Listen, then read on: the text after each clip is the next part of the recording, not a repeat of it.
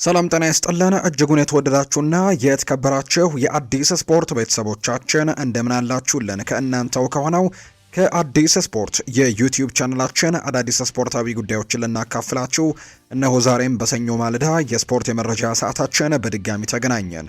ስለምታደምጡን፣ ስለምትከታተሉን ቆይታችሁ ከኛ ጋርም ስለሆነ እጅጉን ከልብ አድርገን ነው የምናመሰግነው። በዛሬ ፕሮግራማችን የተለያዩ ስፖርታዊ ጉዳዮችን፣ የዝውውር ጉዳዮችን እናነሳለን። አርሰናል ለቪኒሲዮስ ጁኒየር የመጀመሪያ ዙር ጥያቄዎችን ለማቅረብ ዝግጁ እንደሆነ እየተገለጸ ይገኛል። ሌላኛው ከአርሰናል ጋር የሚነሳው ጉዳይ የብሩኖ ጊማሬሽ ጉዳይ ነው። ዛሬ ምናልባት የሕክምና ምርመራውን ሊያደርግ ይችላል የሚሉ መረጃዎች በስፋት እየወጡ ነው። አንዳንድ የመረጃ ምንጮች ደግሞ ኒውካስል ዩናይትድ የዚህን ተጫዋች ዝውውር ቶሎ እንዲጨርሰው ጥያቄ ለማቅረብም ዝግጁ እንደሆነ ተጫዋቹ እየተገለጸ ይገኛል። ከዛ ውጪ ከሊቨርፑል ጋር በተያዘ ትላንትና የወዳጅነት ጨዋታን አድርገው 4-2 በሆነ ውጤት ተሸንፏል። ሌሊት ላይ በተደረገ ጨዋታ እሱንም ጨዋታ እናነሳለን። ከሊቨርፑል ጋር የተያዙ የዝውውር ጉዳዮችንም በስፋት የምናነሳ ነው የሚሆነው። ማንቸስተር ዩናይትዶች በዝውውር መስኮቱ ላይ አሁን በንቃት የሚሳተፉበት ጊዜ መሆን እንዳለበት ነው የቀድሞ ሌጀንዶቻቸው እየተናገሩ የሚገኙት። አሁን ላይ ሉዊስ ሆልን ስለማስፈረም በትልቁ ጥረቶች እየቀጠሉ ይገኛሉ። የአማካይ ስፍራ ተጫዋችን በቅርብ ይፈርማል ተብሎ ይጠበቃል በማንቸስተር ዩናይትድ ቤት። ሌሎችም በርከት ያሉ ጉዳዮች ያሉ። የጀርመኑ ክለብ ባየር ሚኒክ ሃሪኬንን ወደፊት ለመተካት የሚያስበው አጥቂም ቤንጃሚን ሼስኮ እንደሆነ እየተገለጸ ነው። ሰፋ ያሉ ጉዳዮችን በዚህ ጉዳይ ላይ እናነሳለን። ቼልሲም እንዲሁ ቫለንቲን ባርኮን ማስፈረማቸውን ትላንትና አረጋግጠዋል። ሌሎችም የዝውውር ጉዳዮች ይነሳሉ። እነሱን ጉዳዮች እያነሳን ነው ቆይታን የምናደርገው። ፉአድ ባህሩ የዛሬውን ፕሮግራም እየመራው ከእናንተ ጋር ቆይታን አደርጋለሁ። ቪዲዮአችንን ላይክ፣ ቻናላችንን ሰብስክራይብ እያደረጋችሁ ቆይታችሁን ከኛ ጋር አድርጉ። ከመሸጋገሪያ በኋላ በድጋሚ መልሰን እንገናኛለን። አብረን እንቆይ።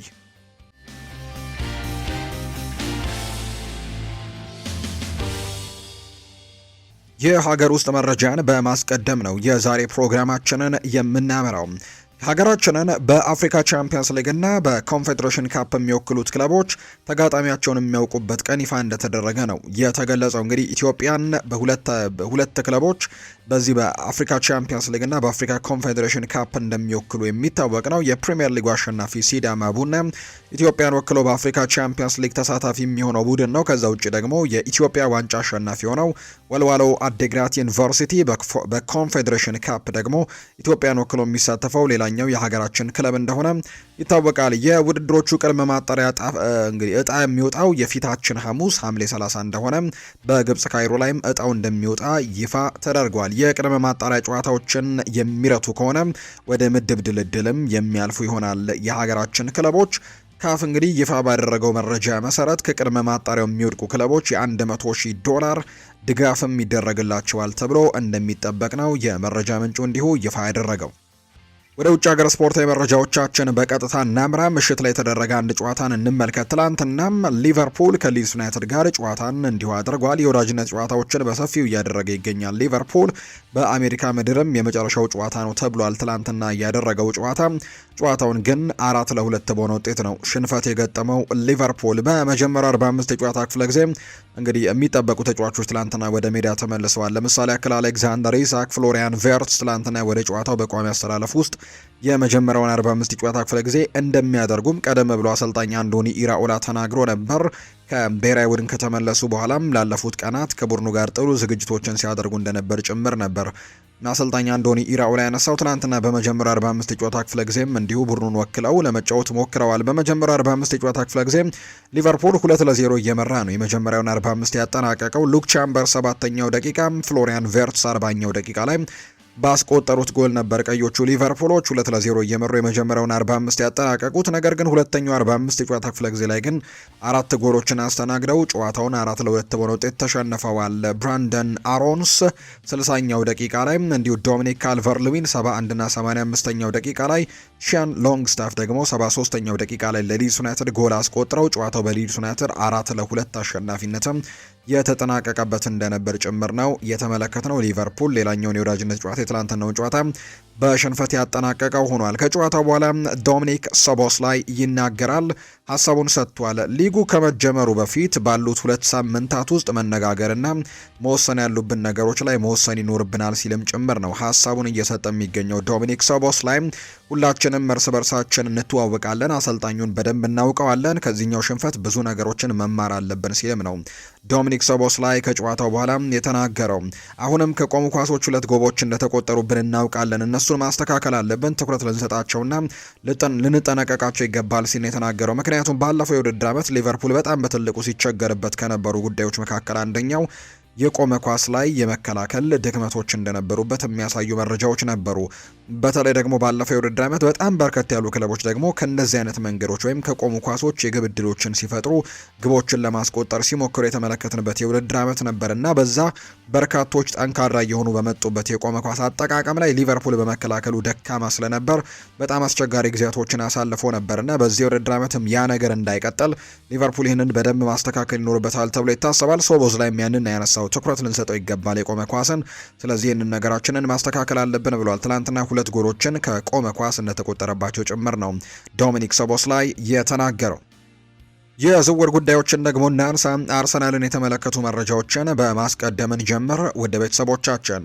ማርቲን ኦዴጋርድ በዚህ የክረምት ተጫዋቾች የዝውውር መስኮት በበርካቶች ምናልባት ክለቡን ይለቃል የሚሉ አይነት ግምቶች በትልቁ ሲነሱ እንደነበር እናስታውሳለን።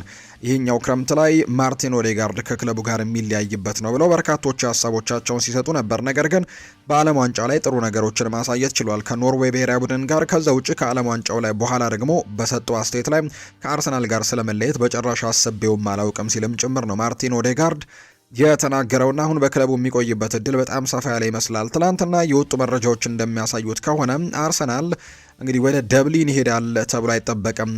ማርቲን ኦዴጋርድ ከአርሰናል ጋር ወደ ደብሊን ያመራል ተብሎ አይጠበቅም። ይልቁንም ተጫዋቾቹ ወደ ለንደን ሲመለሱ እዛ ነው ሊቀላቀላቸው የሚችለው የሚል አይነት ሀሳብ እየተነሳ ይገኛል። ምክንያቱም ኦዴጋርድ በዓለም ዋንጫው ላይ በጣም ረጅም ጉዞዎችን ማድረጋቸው ይታወሳል። የኖርዌይ ብሔራዊ ቡድን በዚህ የዓለም ዋንጫ ላይ ሳይጠበቅ ረጅም ጉዞዎችን መጓዙ ይታወሳል በውድድሩ ላይና ኦዴጋርድ በዚህ ምክንያት እረፍት ተሰጥቶታል። ስለዚህም አሁን ወደ ደብሊን ከሚያመራው የአርሰናል ስብስብ ጋር አይቀላቀልም።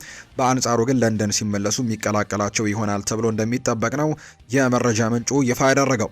ሁሉንም ዋንጫዎች ማሸነፍ እንፈልጋለን ብለዋል ጀርመናዊው ካይ ሃቨርትስ ነው ይህንን ሀሳብ የሰጠው። የአርሰናሉ አጥቂ የሆነው ካይ ሃቨርትስ በቀጣይ የውድድር ዓመት ደረጃቸውን ከፍ ማድረግ እንደሚፈልጉ ነው የተናገረው። ካለፈው ዓመት የተሻለ መራመድ አለብን ብለዋል ካይ ሃቨርትስ ሲናገር። ሌሎች ቡድኖች እየተሻሻሉ ነው፣ ስለዚህም ወደ ተሻለ ደረጃም ከፍ ማለት አለብን ሲል ጭምር ይናገራል። ካይ ሃቨርትስ ይቀጥልና ቡድናቸው በዚህ ዓመት እያንዳንዱን ነገር ለማሳካትም መቁረጡን ጭምር ነው የሚናገረው። እያንዳንዱን ዋንጫ ማሸነፍ እንፈልጋለን፣ ለዚህ ነው እዚህ ያለ ነው። ሊጉን ብናሸንፍም ሌሎች ዋንጫዎችን ማሳካት አለብን ሲልም ጭምር ይናገራል። ባለፈው የውድድር ዓመት የአውሮፓ ቻምፒየንስ ሊግ ፋይናሊስት እንደነበሩ እናስታውሳለን። ከዛ ውጭ በካራባው ካፕም ፋይናሊስት ነበሩ። በማንቸስተር ሲቲ ዋንጫውን እንዳጡት የምናስታውሰው ጉዳይ ነው። በሚቀጥለው የውድድር ዓመት ግን ሁሉንም ዋንጫዎች ጠራርገን መውሰድ እንፈልጋለን ሲል ነው ካይ ሃቨርትስ የተናገረው። አርሰናል የመጀመሪያ ወዳጅነት ጨዋታውን በዚህ ሳምንት ከዢሮና ጋር በስፔን ሲያደርግ የተጫዋች የጨዋታው ኮከብ የተባለበትን ሽልማትንም ማሸነፉን እናስታውሳለን። በሚቀጥለው የውድድር ዓመትም ከጉዳት ነጻ የሚሆን ከሆነ ለአርሰናል በጣም ትልቅ አማራጭ ይሆናል ተብሎ ይታሰባል። በተለይ አርሰናል አሁን ሁሊያን አልቫሬዝን ስለማስፈረም ሀሳቡ እንደነበረው የሚታወቅ ነው። ያው የቪኒሲዮስ ጁኒየር እና የብሩኖ ጊማሬሽ ዝውውር ጉዳዮች የሁሊያን አልቫሬዝ እና የዝውውር ጉዳዮች ቀዝቀዝ እንዳደረጉት በርካቶች ቢናገሩም ነገር ግን ምናልባት አርሰናል በድጋሚ ወደዚህ ተጫዋች የዝውውር ጉዳይ በጣም በጥንካሬ የሚመለስ ከሆነ በአጥቂ መስመሩ ላይ እሱን የሚጨምሩ ከሆነ ካይ ሃቨርትስም ሌላኛው ተጨማሪ የአጥቂ መስመር ጥሩ ተጫዋቻቸው ይሆናል ተብሎ ይታሰባል። በተለይ አሰልጣኝ ሚኬል አርቴታ የተለየ መንገድን በሜዳ ላይ ስለሚሰጣቸው እጅግ በጣም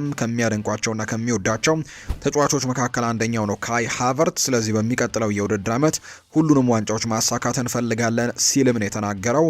ይህንን ሀሳብ ነው ካይ ሃቨርትስ ሀሳቡን እየሰጠ የሚገኘው።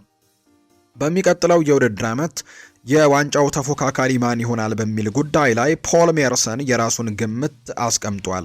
በዋንጫው ትንበያው ላይ ሲናገር በተለይ ለአርሰናል ዋነኛ ተፎካካሪ ይሆናል ተብሎ ማን እንደሚጠበቅ ሲጠየቅም ፖል ሜርሰን ማንቸስተር ሲቲ በጭራሽ አይሆንም ሲል የተናገረው የቀድሞው የአርሰናል ተጫዋችና የስካይ ስፖርት ተንታኝ ነው። ፖል ሜርሰን አሁን ላይ ለ2026/27 የውድድር ዓመት የአርሰናል ዋነኛ የዋንጫ ተፎካካሪ ማንቸስተር ሲቲ በጭራሽ አይሆንም ሲልም ነው የሚናገረው።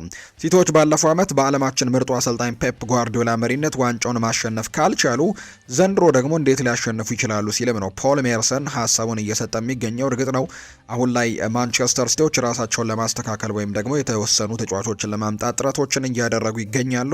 ከዛ ውጪ ኤንዞ ማሬስካ በፕሪሚየር ሊጉም ልምድ ያላቸው አሰልጣኝ ናቸው። ስለዚህ ማንቸስተር ሲቲም ጠንካራ ተፎካካሪ እንደሚሆን በርካቶች ይገምታሉ። ነገር ግን በፖል ሜርሰን ሀሳብ ግን ሲቲ በጭራሽ አርሰናልን በሚቀጥለው የውድድር ዓመት የመፎካከር እድል የለውም ሲልም ጭምር ይናገራል። ሊቨርፑል ግን ምናልባት ዋነኛ ተፎካካሪ ሊሆን ይችላል ሲል ነው ፖል ሜርሰን የሚናገረው። ፖል ሜርሰን በግምቱ ምንም እንኳን ሞሐመድ ሰላም ክለቡን ቢለቅም ዘንድሮ ግን ለአርሰናል የቅርብ ርቀት ተፎካካሪ የሚሆነው ሊቨርፑል መሆኑን ነው ፖል ሜርሰን ሀሳቡን የሰጠው።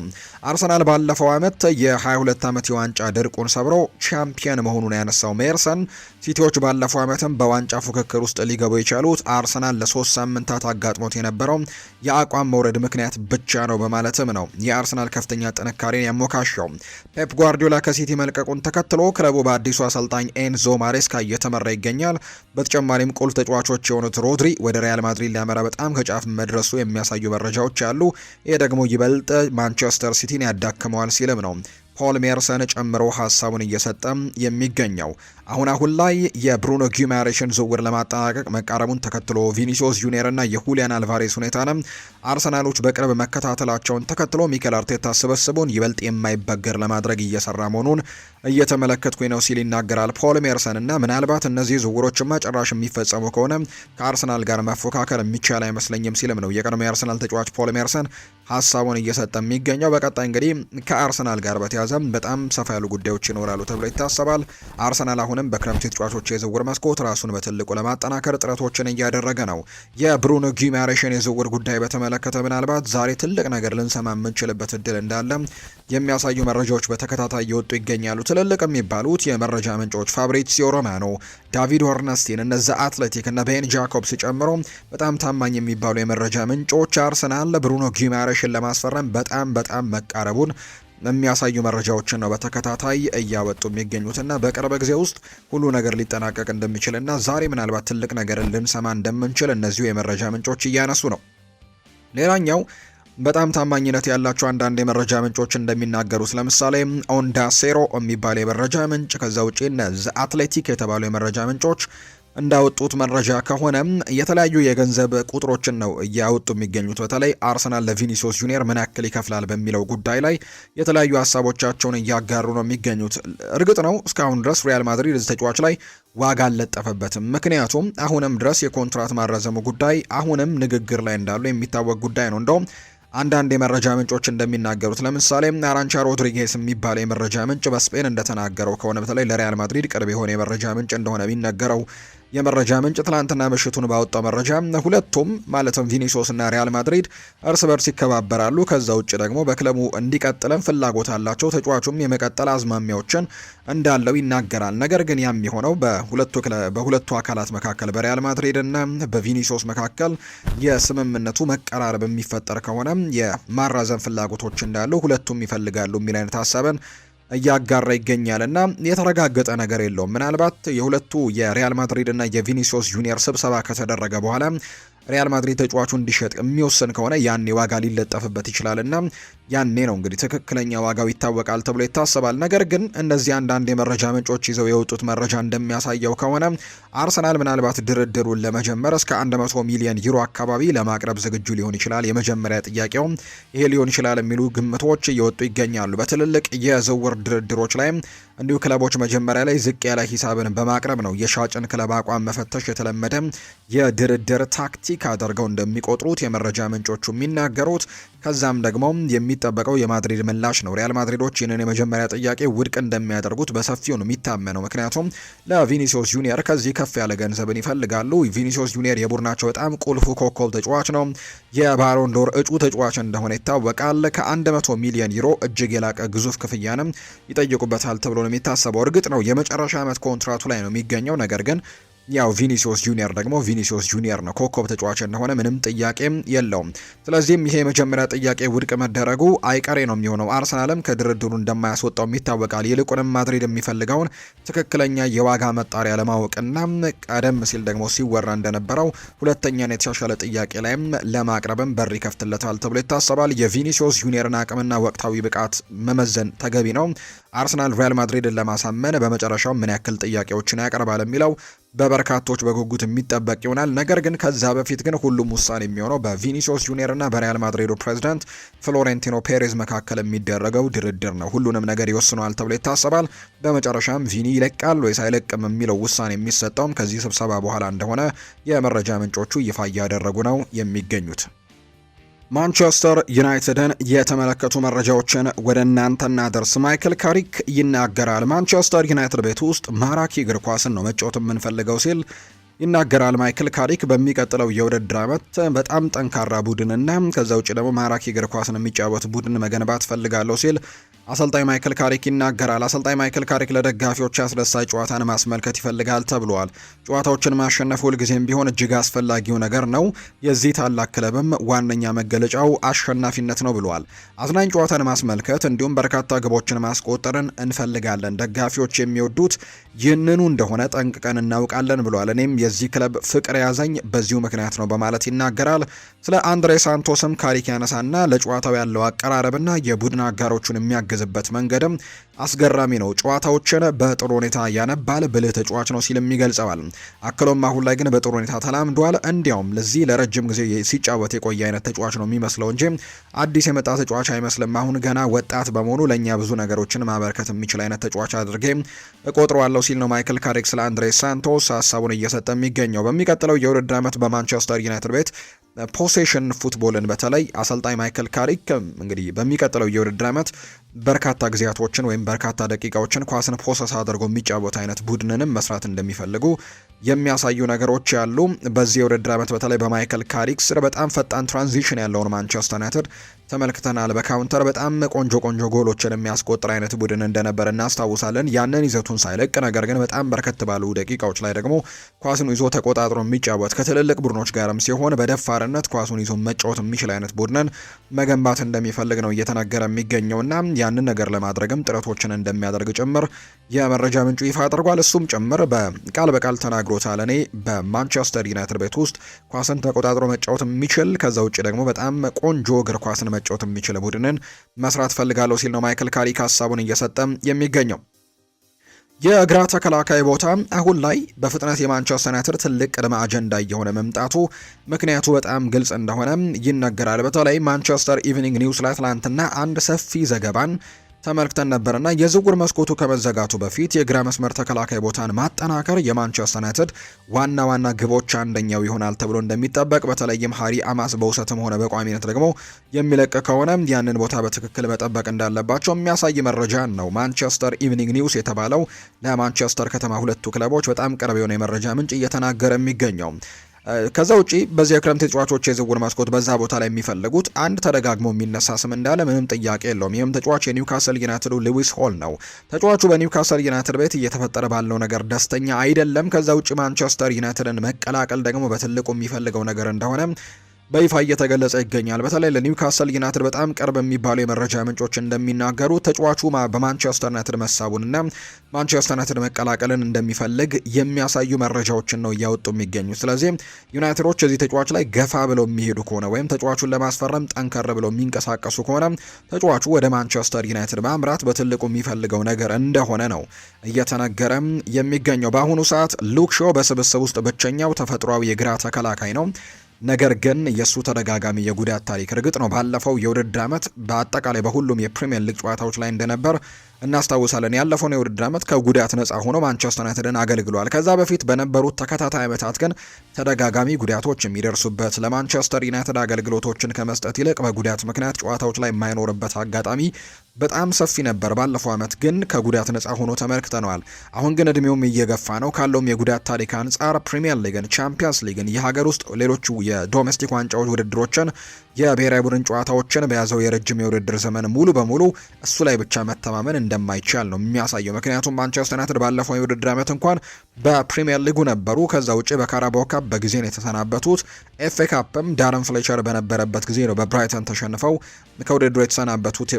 ማይክል ካሪክ እንኳን ሳይመጣ ነበር ከውድድሩ የተሰናበቱት እና በዚህ ምክንያት በጣም ሰፊ ጊዜያቶችን በሜዳ ላይ ማሳለፍ አይጠበቅባቸውም ነበር። በፕሪሚየር ሊጉ ብቻ ነበር ብዙ ጨዋታዎችን ሲያደርጉ እንደነበር የተመለከት ነው። በዚህ ምክንያት ተደጋጋሚ ጉዳቶች እንዳይገጥሙት ምክንያት እንደሆነ በርካቶች ያነሳሉ። ዘንድሮ ግን በእነዚህ ውስን ጨዋታዎች ላይ ብቻ የሚወሰን አይነት ቡድን አይደለም። ካራባው ካፕ እንደ ባለፈው ዓመት በጊዜ ይሰናበታሉ ተብሎ አይጠበቅም። ኤፍ ኤ ካፕ ላይ እንዲሁ እንዳሉበት ይታወቃል። ከዛ ውጭ ፕሪሚየር ሊግ አለ። የአውሮፓ ቻምፒየንስ ሊግ ውድድር ላይም ተመልሰዋል እና በጣም ረጅም ጨዋታዎች ይኖራሉ፣ የረጅም የጨዋታ ጊዜያቶች ይኖራሉ ተብሎ ስለሚታሰብ ለሱ ተተኪዎችን የግድ ያስፈልጋል ተብሎ ነው የሚታሰበው። እርግጥ ነው ፓትሪክ ዶርጉ የዛ ቦታ ተጫዋች ተደርጎ ይቆጠራል። ምንም እንኳን ወደ ማጥቃቱ ጠጋ ብሎ ሲጫወት የተሻሉ አቋሞችን ያሳያል ተብሎ ቢታመንም በፕሪሲዝንም ወደፊት ጠጋ ብሎ ሲጫወት ነው እየተመለከትን የምንገኘው። ሌላኛው ኑሱር ማዝራዊ ነው። በሞሮኮ ብሔራዊ ቡድን በዛ ቦታ ላይ ሲጫወት ተመልክተነዋል። ሁለቱም መጫወት ቢችሉም የሚፈልጉት ግን በተለያዩ ቦታዎች መጫወት በመቻላቸው ስለሆነ በሌሎች ቦታዎች ላይ ሊያስፈልጉ የሚችሉበት እድሉ አለ። በተደጋጋሚ ጎልቶ የሚነሳው አንድ ስም ሉዊስ ሆል ነው። አሁን ከማንቸስተር ዩናይትድ ጋር ዩናይትድ እሱን ለማስፈረም ላለፉት ጊዜያትም ሲከታተለው ቆይተዋል። ምክንያቱም እንግዲህ ይሄ የ21 ዓመቱ በፕሪሚየር ሊግ በጣም በቂ ልምድ ያለው ተጫዋች ነው። ኳስን በእግሩ ሲገባ ደግሞ በጣም የሚረጋጋ አይነት ተጫዋች ነው። በማጥቃት ላይ በራስ መተማመን ያለው ነው። እናም ለረጅም ጊዜ ደግሞ መፍትሄ መሆን የሚችል አይነት ተጫዋች ተደርጎ ነው የሚቆጠረው። ሆኖም ግን ፈተናው ኒውካስልን እንዲሸጡ ማሳመኑ ላይ ይሆናል ተብሎ ይታሰባል። እሱን የመሸጥ ምንም አይነት ጫና ስለሌለባቸው ማንኛውም ስምምነት ሊፈጸም የሚችለው ሉዊስ ሆል ራሱ ዝውውሩ እንዲካሄድ ጫና ካደረገ ብቻ እንደሆነ የሚጠቁሙ ነገሮች አሉ። ለማንቸስተር ዩናይትድ ሌላ ልዩ የግራ ተከላካይ ማስፈረም እጅግ በጣም አስፈላጊ ነው ተብሎ ይታሰባል። እንግዲህ ቻምፒየንስ ሊግ ውድድር ላይ በአንድ ተጫዋች ጤንነት ላይ ብቻ ተስፋ አድርጎ መግባት አይቻልም። ጠንካራ ፉክክር ያለበት ቦታ የቡድኑን ክፍት ብቃትም ደግሞ ከፍ ያደርጋል ተብሎ ይታሰባልና የቡድን ጥልቀትን ማሳደግ ደግሞ እጅግ በጣም ተፈላጊው ጉዳይ ይሆናል ተብሎ ይታሰባል። ስለዚህ ማንቸስተር ዩናይትድ ይህንን ተጫዋች በትልቁ ይመለከተዋል ተብሎ ይታሰባል። የዝውውር መስኮቱ ከመዘጋቱ በፊት አሁን 29 ቀናት አካባቢ ይቀሩታል የዝውውር መስኮቱ ለመዘጋት። ሮይ ኬን ከማንቸስተር ዩናይትዶች አንድሬ ሳንቶስን በ50 ሚሊዮን ፓውንድ ስላስፈረሙበት ሁኔታ አንዳንድ ጉዳዮችን አጋርተዋል። 50 ሚሊዮን ፓውንድን በተመለከተ ሲናገር ይህ ቅናሽ ዝውውር ነው። ሰዎች ምን አይነት አማካይ ተጫዋች እንዳስፈረሙ በእርግጥም ገብቷቸዋል። በአንድ ኳስ 2 ወይም 3 የተጋጣሚ የተከላካይ መስመሮችን መስበር የሚችሉ ተጫዋቾች በየቦታው የሚገኙ አይደሉም። አሁን ባለው ገበያ ወጥተህ ያንን አይነት ብቃት ያለው ተጫዋች በ50 ሚሊዮን ፓውንድ መግዛት በጭራሽ አትችልም። ግብ ማስቆጠሩንና አሲስት ማድረጉን ተዉት። የተጫዋቹን ፓስ ተመልከቱ። ምን ያክል በፍጥነት የተከላካዮችን ወደ ማጥቃት መቀየር የሚችል አይነት ፓሶችን እንዴት እንደሚያደርግ ተመልከቱ። ምርጥ የሚባሉ አማካዮች የሚያደርጉት ነገር እሱን ማድረግ ይችላል ሲልም ጭምር ነው የተናገረው። እኔ እስካሁን ሊገባኝ ያልቻለው ነገር ቢኖር እንዴት ማንም ክለብ በቁም ነገር ዩናይትድን ተፎካክሮ ሳንቶስን ለመውሰድ እንዳልሞከረ ነው። ቸልሲዎች ልዩ የሆነ ተጫዋችን በቀላሉ እንዲወጣ እንዴት ፈቀዱለት? አንድሬ ሳንቶስ እኔ ባሰብኩት መንገድ የሚያድግ ከሆነ ቸልሲዎች ለምን ሸጥ ነው ብለው ደግሞ ሳይሆን የሚጠይቁት ለምን 100 ሚሊዮን ፓውንዶችን አልጠየቅንበትም ነበር ብለው ነው ራሳቸውን የሚወቅሱት። ዩናይትዶች ደግሞ ወደ ኋላ መለስ ብለው ሲያዩት የዝውውር በቅርብ ዓመታት ውስጥ ካደረጓቸው በጣም ብልህነት የተሞላባቸው ስምምነቶች አንዱን እንዳደረጉ ሊረዱ ይችላሉ። በሚቀጥሉት ጊዜያት የዚህ ተጫዋች እድገትን በጣም በጉጉት እየጠበቅኩኝ ይገኛለሁ። እንዳሰብኩት እድገቱን በደንብ ከፍ አድርጎ የሚቀጥል ከሆነ ማንቸስተር ዩናይትድ እጅግ በጣም ብልህ የሆነውን ዝውውር በዚህ የክረምት ተጫዋቾች የዝውውር መስኮት አድርጓል። ቼልሲ ደግሞ ምናልባት ወደፊት በጣም ሊቆጭበት የሚችለው ዝውውር ነው ሲልም ጭምር ነው ሀሳቡን እየተናገረ የሚገኘው። ይህንን ሀሳብ ነው የተናገረው የቀድሞ የማንቸስተር ዩናይትድ ተጫዋች የሆነው ሮይ ኪን ነው ሀሳቡን የሰጠው። ፓትሪስ ኤቭራም እንዲሁ ይናገራል። ደጋፊዎች በብሪያን ኤምቤሞ ላይ ተስፋ በመቁረጣቸው ይናገራል። ፓትሪስ ኤቭራም ሰዎች በጥቂት የቅድመ ውድድር ዘመን ጨዋታዎች ምክንያት አሁን ላይ በብሪያን ኤምቤሞ ላይ ተስፋ እየቆረጡና እየፈረዱበት ነው። እያንዳንዱ ደጋፊዎች በእውነት ነገሮችን በፍጥነት ይረሳሉ።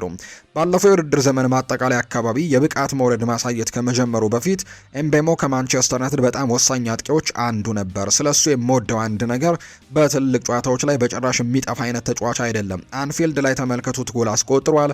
ማንቸስተር ደርቢ ላይ በካውንተር ጎል አስቆጥሯል። በኤሚሬትስ ስቴዲየም ወይም ደግሞ ቶትናም ጋር የነበሩ ጨዋታዎች ላይ ሁልጊዜም ቢሆን ችግር የመፍጠር ትልቅ አቅም አለው። ተጫዋች እንግዲህ በጣም ትልቅ ተጫዋችም አቅም ያለው ተጫዋችም ይመስል ነበር። ከቼልሲ ጋር በኦልድ ትራፎርድ ያደረገው ጨዋታ አሁንም አስታውሰዋለሁ። 5 ደቂቃ ባልሞላ ጊዜ ውስጥ የኤምቤሞ ፍጥነት ሙሉ በሙሉ ሁከት ፈጠረባቸው። ሳንቼዝ በድንጋጤ በቀይ ካርድ እንዲወጣ ተደርጓል። ቼልሲዎችም ቢሆኑ ከዚያ በኋላ በጨዋታ ውስጥም በትክክል ሊመለሱ አልቻሉ ነበር። ኤምቤሞ በጣም የሚያስፈራ ፍጥነት ያለው ተጫዋች ነውና በዚህ ምክንያት የማንቸስተር ዩናይትድ ደጋፊዎች ደጋፊዎች በቶሎ መፈረጅ አይጠበቅባቸውም ሲልም ጭምር ነው የተናገረው። በሚቀጥለው የውድድር ዓመትም ራሱን በትክክል አሁንም የሚያሳይበት የውድድር ዓመት ይሆናል ብዬ እጠብቃለሁ ሲልም ጭምር እንዲሁ ይናገራል። ስለዚህ በሚቀጥለው የውድድር ዓመት ይህንን ነገር በደንብ ማሳየት ይችላል ብዬ ተስፋ አደርጋለሁ ሲል ነው የተናገረው። ይህንን ሀሳብ ነው እየሰጠ የሚገኘው የቀድሞ የማንቸስተር ዩናይትድ ተጫዋች ፓትሪስ ኤቭራ ነው ስለ ብራያን ኤምቤሞ የተናገረው። በፕሪሲዝኑም አንዳንድ ጨዋታዎች ላይ የተወሰኑ መቀዛቀዞችን አሳይቶ ነበር። እርግጥ ነው ባለፈው የውድድር ዓመት የመጨረሻ ጨዋታዎች ጨምሮ ብራያን ኤምቤሞ የተወሰኑ መቀዛቀዞችን አሳይቶ ነበር። በፕሪሲዝኑም ያንን ነገር ቀጥሏል ብለው ያስቡ ነበር። በቅርብ እንኳን ባደረገው ጨዋታ እንኳን 2 ጎሎችን አትሌቲኮ ማድሪድ ላይ ማስቆጠር መቻሉን እናስታውሳለን። በሚቀጥለው የውድድር ዓመት በማንቸስተር ዩናይትድ የማጥቃት መስመር ላይ በጣም ወሳኝ ይሆናሉ ተብሎ ከሚጠበቁ ተጫዋቾች መካከል ግን አንደኛው እንደሚሆን ምንም ጥያቄ እንደሌለው ነው የመረጃ ምንጩም ይፋ ያደረገው። የጀርመኑ ክለብ ቤንጃሚን ሼስኮን ለአጥቂያቸው ተተኪ ለማድረግ ፍላጎት እንዳላቸው የሚያሳዩ መረጃዎች ይፋ እየተደረጉ ይገኛሉ። የጀርመኑ ክለብ ባየር ሚኒክ ነው ቤንጃሚን ሼስኮን የሃሪኬን የረጅም ጊዜ ዋነኛ ተተኪ አድርጎ ለማስፈረም እየተከታተለው እንደሆነ እየተሰማ የሚገኘው። እርግጥ ነው በዚህ የክረምት ተጫዋቾች የዝውውር መስኮት ያንን ነገር ለማድረግ እንደማይሞክሩ እየተገለጸ ይገኛል። ነገር ግን ሃሪኬን በቅርብ ዓመታቶች ውስጥ ክለቡን ይለቃል ብለው ነው የሚጠብቁት። ምክንያቱም አንደኛ እድሜው እየገፋ ነው። ከዛ ውጪ ሌሎች ሚሽኖች እንዳሉት ይታመናል። ለምሳሌ አውሮፓ ቻምፒየንስ ሊግን ዘንድሮ ማሳካት የማይችል ከሆነ ምናልባት አውሮፓ ቻምፒየንስ ሊግን ማሳካት ይችልበታለሁ ብሎ የሚያስበውን ክለብ ሊቀላቀል ይችላል ጥቂት ጊዜ። ካልሆነም ደግሞ ወደ ፕሪሚየር ሊጉ ተመልሶ የአለን ሺረርን ሪከርድ ለመስበር የሚያስብበት ጊዜ ሊመጣ እንደሚችል ይሰማቸዋል ባየር ሚኒኮች። ስለዚህ ለረጅም ጊዜ የዚህን ተጫዋች ተተኪ መፈለግ አሁን ላይ ትልቁ ስራቸው አድርገውታል። ከዚህ በፊትም በአረቢ ለብዚሽ በነበረበት ጊዜ ይህንን ተጫዋች ባየር ሚኒኮች ለማስፈረም ፍላጎት ነበራቸው። ነገር ግን ዋጋው በጣም እንደተወደደባቸው ይናገራሉ። ራሱን በተደጋጋሚ ወይም ደግሞ ተደጋጋሚ አመታቶች ላይ ፕሩፍ አላደረገም ብለው ያምኑ ነበር ያኔ በጀርመን በነበረበት ጊዜና ተጫዋቹን ለማስፈረም ፍላጎቶችን አሳይተው ዋጋው መወደዱን ተከትሎ ግን ዝውውሩን እንደተዉት እናስታውሳለን። በሚቀጥለው የውድድር ዓመት ክረምት ላይ ግን ማንቸስተር ዩናይትዶች ይህንን ተጫዋች ወደ ኦልድ ትራፎርድ እንዳመጡት የምናስታውሰው ነው። በዩናይትድም በጣም ጥሩ ነገሮችን አድርጓል። በተለይ ሜዳ ላይ በሚኖርበት ጊዜም በጣም ጥሩ ተጫዋች እንደሆነ በተደጋጋሚ ጊዜ ነው የሚያሳየው።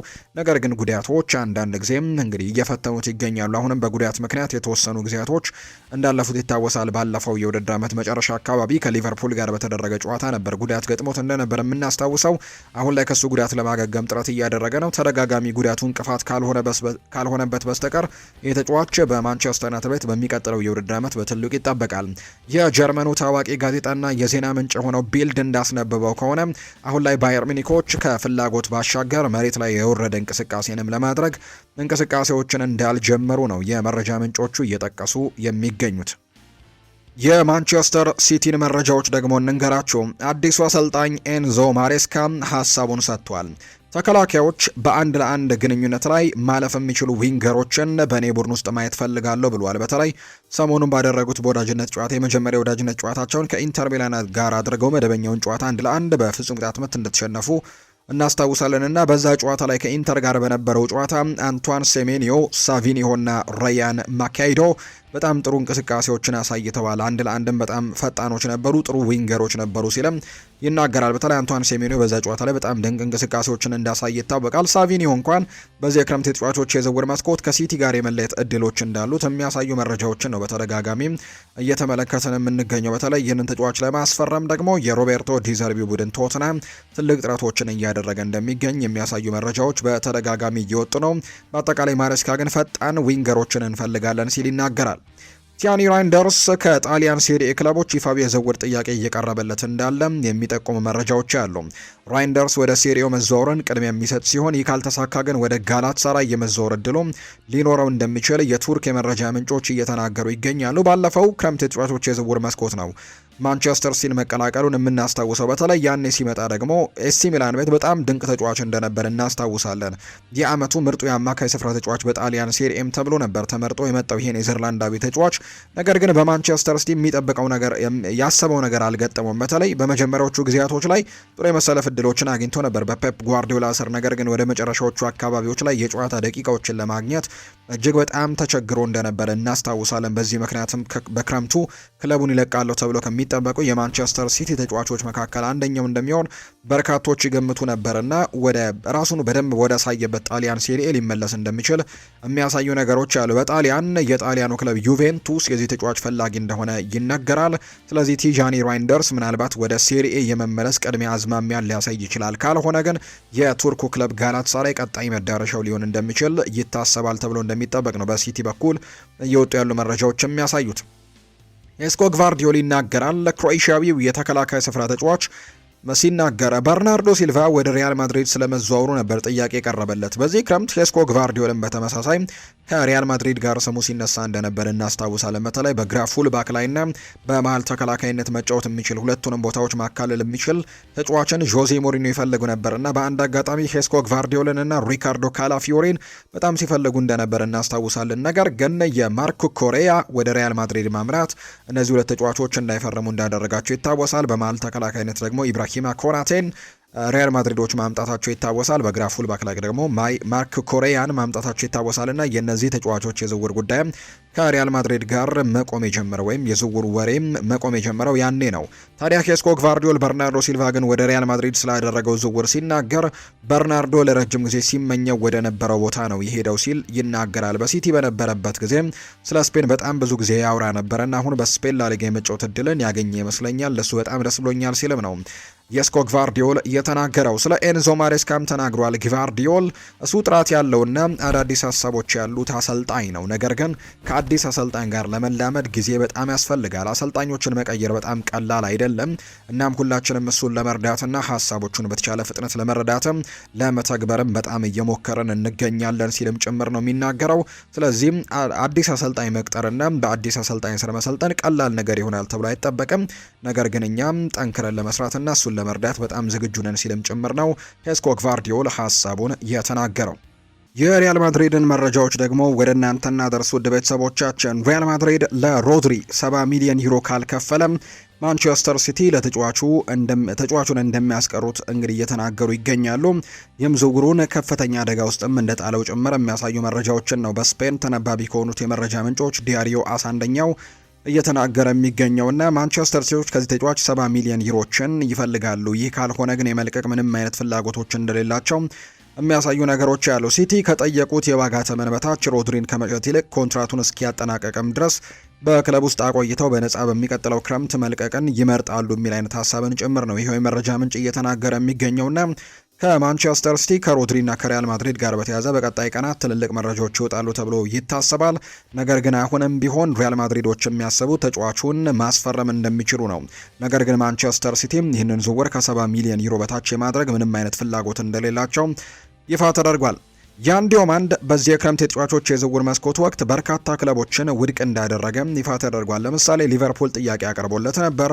ማንቸስተር ሲቲም ፍላጎት እንደነበረው ይነገራል። አርሰናልም ከነዛ መካከል እንደነበር የመረጃ ምንጮች ይፋ አድርገዋል። ሁሉም ይህን ተጫዋች ለማስፈረም ለአርቢ ለብዚህ ጥያቄ አቅርበው እንደነበር ነው የተነገረው። ምላሹ ግን እሱም አይሆንም የሚል ምላሽ እንደሰጣቸውና አመሰግናለሁ የሚል ምላሽ እንደሰጠን የተነገረው ፋብሪዚዮ ሮማኖ እንደሚናገረው ከሆነ ለሁሉም ክለቦች የሚፈልገው ሪያል ማድሪድን መቀላቀል እንደሆነ እንዳሳወቃቸው ነው የተነገረው። እርግጥ ነው ከሪያል ማድሪድ ጋር በጣም በቅርብ ነው ተጫዋቹ ስሙ እየተነሳ የሚገኘው። ነገር ሲነሳ የነበረው ከዛ በፊት እንደውም ፓሪስ ሰን ዠርሜንን ሊቀላቀል ከጫፍ እንደደረሰ የሚያሳዩ ነገሮች ነበሩት። ነገር ግን ፋብሪዚዮ ሮማኖ ይፋ እንዳደረገው ከሆነ እነዚህ ክለቦች ጥያቄ በሚያቀርቡለት ጊዜ ግን እሱ ፍላጎቱ ሌላ እንደሆነ ሲገልጽላቸው ነበር ሲል ነው ፋብሪዚዮ ሮማኖ መረጃውን ይፋ ያደረገው።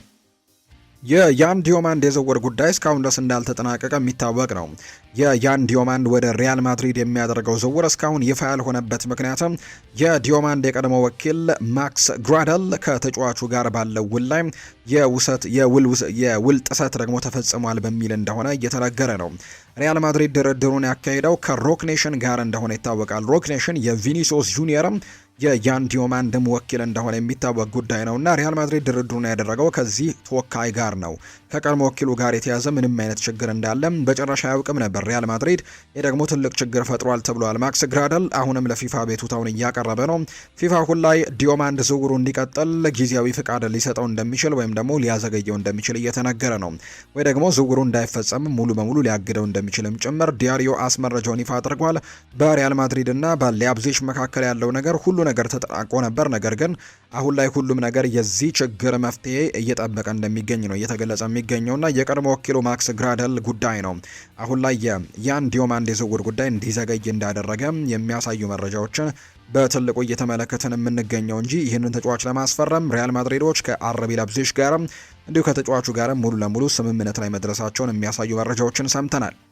ሮማ ኤንድሪክ ፊሊፔን ይፈልጉታል ተብሏል። ክለቡ የመግዛት አማራጭ ያለው የውሰት ውል ለሪያል ማድሪድ ሊኖር የሚችል የመልሶ መግዛት አማራጭንም አንቀጽንም ጭምር ይፈልጋል እየተባለ ይገኛል። የስፖርቲንግ ዳይሬክተራቸው ቶኒ ዳኢምኮ ይባላል። ስምምነት ማድረግ ይቻል እንደሆነ ለማየትም በቀጥታ ወደ ማድሪድ ተጉዟል ተብሏል።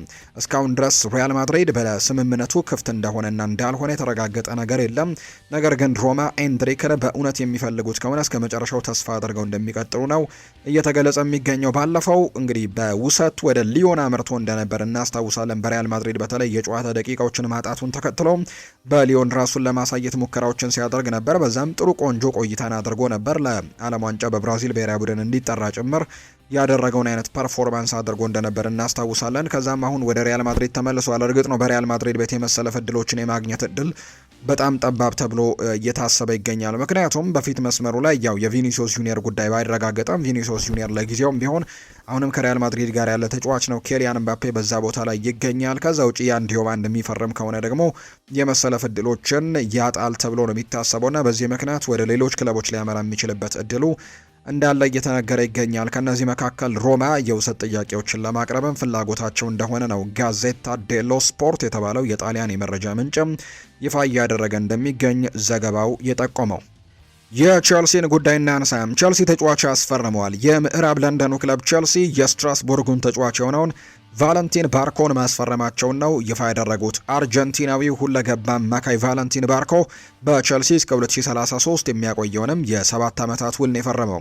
ተጫዋቹ ባለፈው የውድድር ዓመት ባደረጋቸው 43 ጨዋታዎች 12 ጎሎችንም አስቆጥሮ ነበር። በአርጀንቲና የዓለም ዋንጫ ስብስብ ውስጥም የነበረው ቫለንቲን ባርኮ ለሀገሩም 5 ጨዋታዎችን እንዳደረገ እናስታውሳለን። ይህ ተጫዋች በስትራስቡርግም በጣም ከሚወደዱ ተጫዋቾች መካከል አንደኛው እንደነበር ይነገራል። በተለይ አሰልጣኝ በቅርቡ ከቼልሲ የተሰናበቱት አሰልጣኝ ሊያም ሮዝኒየር የስትራስቡርግ አሰልጣኝ እንደነበሩ እናስታውሳለን እና በዛ ጊዜ ለዚህ ተጫዋች ሙሉ መልበሻ ክፍሉ እንዲያጨበጭብለት ያደርጉ ነበር ይባላል። በጣም ቆንጆ የመሀል ሜዳ ተጫዋች እንደሆነ ይነገራል። እርግጥ ነው ቨርሳታይል ከሚባሉ ተጫዋቾች መካከል አንደኛው ነው። በፉልባክ ደረጃ ጭምር መጫወት የሚችል አይነት ተጫዋች ተደርጎ ይቆጠራል። ቫለንቲን ባርኮና ለቼልሲ ተጨማሪ ጥራቶችን ይጨምራል ተብሎ እንደሚታሰብ ነው የተነገረው። ምንም እንኳን ያው በፕሪሚየር ሊግ የመላመጃ ጊዜያቸውን ይፈልጋል ተብሎ ቢታሰብም ነገር ግን በጣም ጥሩ ተጫዋች እንደሆነ ግን ባለፈው የውድድር ዓመትም ከዛ በፊት በነበሩ ጊዜያቶችም በስትራስቡርግ በፍሬንች ሊግ ዋን አሳይቷል ተብሎ ይታሰባል። ቫለንቲን ባርኮ ሌላኛው የቼልሲ ተጫዋች መሆኑን ያረጋገጠ ዝውውር ሆኗል።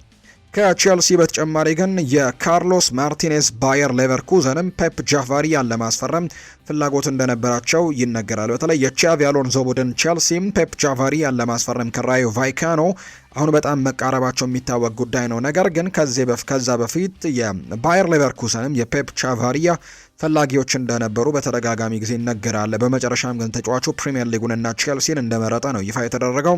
የፔፕ ጃቫሪያ የማጥቃት ብቃት ቻቪ አሎንዞ በቼልሲም ይጠቀሙበታል ተብሎ በሚጠበቀው የሶስት የመሀል ተከላካይ ቦታ ላይ ወይም ደግሞ በባክስሪ መጫወትን ይወዳል። በጀርመን ያንን ነገር አድርገዋል። በሪያል ማድሪድም አንዳንድ ጊዜ ያንን ነገር ሲያደርግ ተመልክተነዋል። እርግጥ ነው ይሄ ሁሌ በዛ በኩል ብቻ መጫወት የሚፈልግ አይነት አሰልጣኝ ተደርጎ አይቆጠርም። ወይም ደግሞ ሌሎች ሀሳቦችም እንዳሉት ይነገራል። እንደ ጨዋታው አቀራረብ የራሱን ስልቶችን መንደፍ የሚችል አይነት አሰልጣኝ ተደርጎ ይቆጠራል። በአንድ ነገር ላይ ብቻ ሙጭጭ የሚል አይነት ነገር እንዳልሆነ ይታወቃልና ነገር ግን በጣም የሚታወቅበት ግን በባክስሪ መጫወት ነው። የክንፍ ተከላካዮቹም አስተላለፍ ውስጥ በትክክል ፔፕ ቻቫሪያ ይጠቅመዋል ተብሎ እንደሚታሰብ ነው ማርካ የተባለው የመረጃ ምንጭ ይፋ ያደረገው። ዳኒ ዌልቤክ እና ማካይሎ ሙድሪክ ከቼልሲ ቡድን ጋር ለመቀላቀል ጉዞ አድርገዋል። ከነሱ በተጨማሪ ግን ማይክ ፔደርሰንም ያሉ ሌሎች ተጫዋቾችም በሆንግ ኮንግ ከስብስቡ ጋር እንደሚቀላቀሉ ነው ሊዘር ኪንሴላም የቢቢሲ ስፖርቱ ዘጋቢ እየተናገረ የሚገኘው። በተለይ ግን አዲሱ ፈራሚም ዳኒ ዌልቤክ ከዛ ውጭ ደግሞ ከቅጣት የተመለሰውም እንዲሁም ማካይሎ ሙድሪክም ወደ ስብስቡ እንደተቀላቀሉ ነው ኒዘር ኪንሴላ መረጃውን ይፋ እያደረገ የሚገኘው። ሊያም ዴላፕ ከክለቡ የመልቀቅ ሰፊ እድል እንዳለው አስባለሁ ብለዋል ቤን ጃኮብስ ሲናገር። ከኤቨርተን እና ከኒውካስል ዩናይትድ በኩል የቆየ ፍላጎት ያለ ሲሆን በአጠቃላይ ከሌሎች የፕሪሚየር ሊግ ክለቦችም የሚኖረው ፍላጎት እየጨመረ መጥቷል ሲልም ጭምር ነው የሚናገረው ቤን ጃኮብስ ስለ ሊያም ዴላፕ ሲናገር። ስለዚህ ሊያም ዴላፕ ከክለቡ ጋር የመለየት ግን በጣም ሰፊ እድል እንዳለው ጭምር ነው ይኸው የመረጃ ምንጭ እየተናገረው። ቸልሲ ቪክተር ኦስሜንን ለማስፈረም እያጤነበት ነው ብሏል ኤክረም ኮኑር መረጃውን ሲያጋራ። ሰማያዎቹ ናይጄሪያዊውን አጥቂ ለማስፈረም ፍላጎት አሳይተዋል። በቅርብ ቀናት ውስጥም ይፋዊ ጥያቄዎችን ያቀርባሉ ተብሎ እንደሚጠበቅ ነው ኤክረም ኮኑር መረጃውን ይፋ እያደረገ የሚገኘው። በአጠቃላይ ግን ቸልሲ ቪክተር ኦስሜንን ለማስፈረም በትልቁ እያጤነበት እንዳለ ይኸው የመረጃ ምንጭ ይፋ አድርጓል። ቤኖይ ባዲያሽል ቸልሲን ለቆ ወደ ጣሊያኑ ክለብ ናፖሊ ለመመለስም ወይም ለማምራትም ከጫፍ ደርሷል የሚሉ መረጃዎች ይፋ እየተደረጉ ይገኛሉ። በአሁኑ ሰዓት ሁለቱ ክለቦች ተጫዋቹን በውሰት በመስጠትና በቀጣይ ደግሞ በቋሚነት የመግዛት አማራጭም ስላለው ውል ላይ በስፋት እየተወያዩ እንደሚገኝ ነው ሳንቲ አውና የፉት መርካቶ ዘጋቢ እየተናገረ የሚገኘው። ቤኖይ ባዲያሽል ቸልሲን ለቆ ወደ ጣሊያኑ ክለብ ናፖሊ ግን ለማምራት በጣም ከጫፍ እንደደረሰም ይፋ ተደርጓል። አዲሱ የቼልሲ አሰልጣኝ ቻቪ አሎንሶ ክለቡን ስለመቀላቀሉ የሰጠው ሰፋ ያለው እንግዲህ ማብራሪያ እንመልከት። ቼልሲ ከውጭ ሆኜ ስመለከት የነበሩትን ጥሩ ጎኖችንም ሆነ አሳሳቢ ጉዳዮችን መገንዘብ ችዬ ነበር። ለዛም ነው እነዚህን ነገሮች በግልጽ ያነሷቸው። ክለቡም ደግሞ ሆነ ስፖርቲንግ ዳይሬክተሮቹ ከተወሰኑ ሂደቶች ውስጥ አልፈዋል። ጥሩ የሰሯቸውም እንዲሁም ደግሞ ማስተካከል የሚፈልጓቸውም ነገሮች ነበሩ። እኛም የጋራ መነሳሳትን ለመፍጠር አንድ አይነት ሀሳብና እይታም ነው ነበረን። አሁን ጥሩ ቡድን ለመገንባት ውሳኔዎችን እያሳለፍንና እርምጃዎችንም አብረን እየወሰድን የምንገኘውም ለዚህ ነው ሲል ይናገራል። በቡድን ውስጥ ትክክለኛ የስብዕናና የብስለት ሚዛን መኖር አለበት።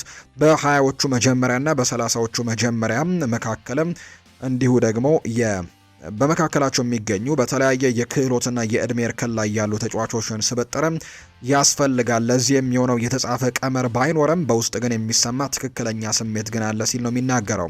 ባለፈው የውድድር ዘመን መጨረሻ ላይ ሲታይ እንደነበረው የክለቡ ሁኔታ ያን ያክል የከፋ አልነበረም። ቡድኑንም ለማሻሻል የሚያስችል ትልቅ አቅም አለን። ይህ ሂደት ምን ያክል ጊዜ እንደሚወስድም ደግሞ አብረን የምንመለከተው ይሆናል ሲልም ጭምር ነው የተናገረው። ይህንን ሀሳብ ነው እየሰጠ የሚገኘው አሰልጣኝ ቻቪ አሎንዞ። ሪያል ማድሪድን ስለመልቀቁም እንዲሁ ሀሳቡን ይናገራል። እንደ አጋጣሚ ሆኖ በስፖርታዊ ህይወቴ ውስጥ በጣም ብዙም ጠባሳዎችን አላስተናገድኩም። አንድ ጠባሳ አጋጥሞኝ ነበር። አሁን ላይ ግን ሙሉ ለሙሉ ድኗል። በማድሪድ ቆይታ የጅማሮ ላይ እንደነበረኝ ሁሉ አሁንም ይህ ቀጣይ ምዕራፍ በደስታ ለማሳለፍም በከፍተኛ ተነሳሽነት ላይ የሚገኝበት ሰዓት ላይ ነው። ጥሩ ባልሄዱ ነገሮች ላይ ምን የተሻለ ነገር ማድረግ እችል ነበር ብዬ በማሰብም ራሴን በጽኑ ስተች ነበር። ከውድቀቶችና ከሚያሳዝኑ አጋጣሚዎችም ብዙ ጠቃሚ ትምህርቶችንም ትወስዳለህ ሲልም ጭምር ነው የተናገረው ቻቪ አሎንዞ ስለ ሪያል ማድሪድ ሲናገር። ቻቪ አሎንዞ ከቼልሲ ስላገኘው ድጋፍና ክለቡን ደግሞ ስለመቀላቀሉ ሲናገርም እስካሁን ጥቂት እርምጃዎችን ወደፊት ተራምደናል፣ ነገር ግን ገና ብዙ እርምጃዎች ወይም ተጨማሪ እርምጃዎችን መውሰድ እንደምንችል ተስፋ አደርጋለሁ ብለዋል። ቼልሲን ስለመቀላቀል ሲናገር ውሳኔው ከውስጥ ወይም ደግሞ የሚመነጭ መሆን አለበት። ለክለቡም ሆነ ለእኔ ትክክለኛው ጊዜ እንደሆነ ተሰምቶኝ ነበር። ይህም ደግሞ ጥሩ አጋጣሚ ከመሆኑም በላይ በአሰልጣኝነት ሚናይም ይበልጥ ደስተኛ የምሆንበትና የምረካበት እድልም እንዳለ አምኜበት ነበር ሲል የተናገረው ቻቪ አሎንዞ ስለ ቡድኑ ባህልና አሰራርም የሰጠው አስተያየት አለ። እኛ በምንመጣበት የባስክ ግዛት ውስጥ እጅግ በጣም ጠንካራ የሆነ የጋራ ዓላማና ባህል አለን።